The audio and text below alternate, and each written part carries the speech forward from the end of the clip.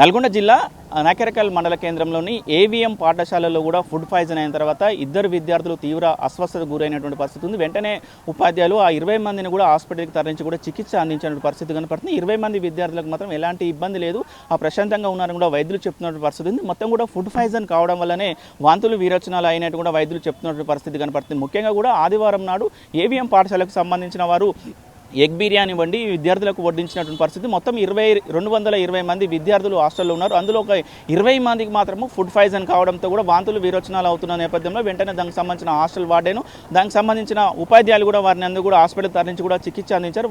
వాళ్ళ కుటుంబ సభ్యులకు కూడా సమాచారం అందించినటువంటి పరిస్థితి. కుటుంబ సభ్యులు కూడా ఆ హాస్పిటల్కి వచ్చి కూడా పిల్లల దగ్గరనే ఉన్నటువంటి పరిస్థితి.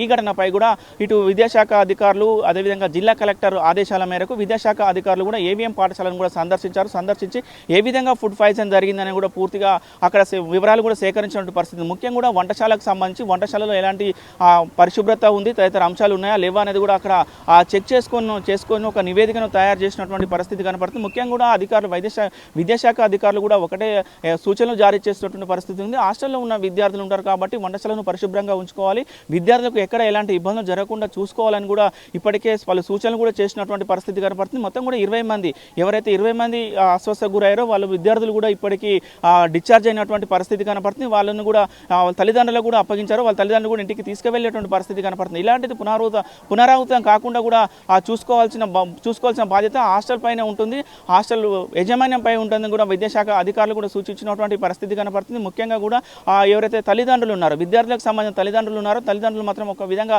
ఆరోపిస్తున్నటువంటి పరిస్థితి కనపడుతుంది. ఏదైతే మా పిల్లలను హాస్పిటల్కి తరలించారో, హాస్పిటల్కి తరలించిన తర్వాత దానికి సంబంధించిన వైద్య ఖర్చులు కూడా మమ్మల్ని పెట్టుకోవాలని కూడా ఇటు పాఠశాల యాజమాన్యం కూడా చెప్తున్నది. అలా కాకుండా మాకు కాకుండా ఇది పాఠశాల యాజమాన్యమే మొత్తం కూడా దీనికి సంబంధించిన వైద్య పరీక్షలకు మొత్తం యాజమాన్యమే భరించాలని కూడా తల్లిదండ్రులు చెప్తున్న పరిస్థితి. ఏది ఏమైనా కూడా నిన్న జరిగినటువంటి ఏవిఎం పాఠశాలలో జరిగిన ఫుడ్ పాయిజన్ వల్ల ఎవరికి ఎలాంటి ఇబ్బంది జరగకపోవడంతో కూడా అందరూ ఊపిరి పీల్చుకున్నటువంటి పరిస్థితి కనపడుతుంది.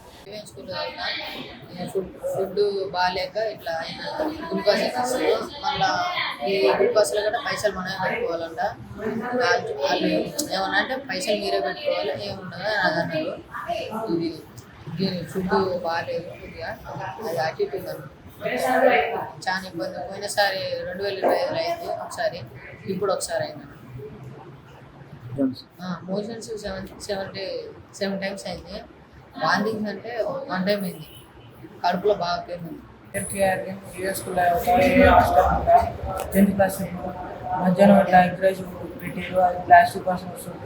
తిన్నాం, నైట్ గిట్ట పప్పుకొని చేసి తిన్నాం. ఇట్లా గ్లూకోజ్ ఎక్కిస్తారు. గవర్నమెంట్ హాస్పిటల్ పోతే వద్దన్నారు. ప్రైవేట్లో వేసుకొస్తే మా పైసలు మేము కట్టుకోవాలంటే ఫీజు కడతాం, మరి అది తీసుకొచ్చేది మీ ఇంటి కార్డు చూపించుకుంటాం. ఇస్తుంది అంటే ఏమైనా ఉంటే ఆల్ చూపించాలని నేను చూపించుకోవాలంట. మీరే ఇప్పుడు ఏమైనా ఉంటే ఏం హాస్టల్ నైట్ ఉల్లిగడ్డ పప్పు తిన్నా, పొద్దున మోషన్స్ అవుతుంది. మార్నింగ్ 5 సార్లు అయిపోయినా 2 సార్లు వాంతింగ్స్ కళ్ళు తిరుగుతున్నాయని పనుకున్నాను. పొద్దున చేసిన కట్టి తర్వాత పనుకొని మధ్యాహ్నం అన్నది డైరెక్ట్ హాస్పిటల్కి వచ్చి సూది పెట్టించుకున్నాను.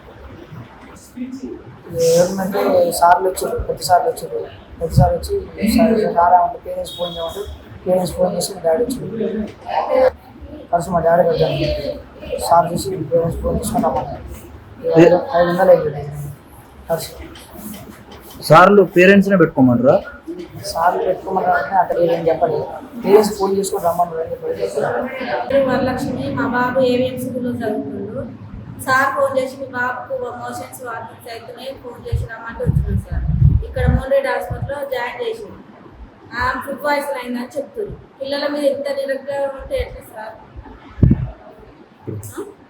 కొంచెం మంచి ఫుడ్ పెట్టాలి, మంచిగా చూసుకోవాలి. సార్ల భరోసా మీదనే కదా మేము హాస్టల్ అనేది వేసింది. మేము సార్లు అన్నది కదా మేము ఇక్కడ ఊళ్ళలో ఉన్నది, స్కూల్లో వేసి మా పిల్లల్ని ఇట్లా చేసి సార్లు మేము ఇక్కడ లేకుంటే సార్ మా పిల్లల పరిస్థితి ఏంది? ట్రీట్మెంట్ ఖర్చు పెట్టుకుంటారు. ట్రీట్మెంట్ ఖర్చు మీ మమ్మల్ని పెట్టుకోమంటారు, సార్లు పెట్టుకోవట్లేదా? సార్లు పెట్టుకుంటలేదు. మీరు డబ్బులు తీసుకొని రాని మీ బాబు హాస్పిటల్లో జాయిన్ అయ్యాలని ఫోన్ చేసింది. 500 అని ఫోన్ చేసింది. ఖర్చు మొత్తం మిమ్మల్ని పెట్టుకోమంటారు. మమ్మల్ని పెట్టుకోమంటారు.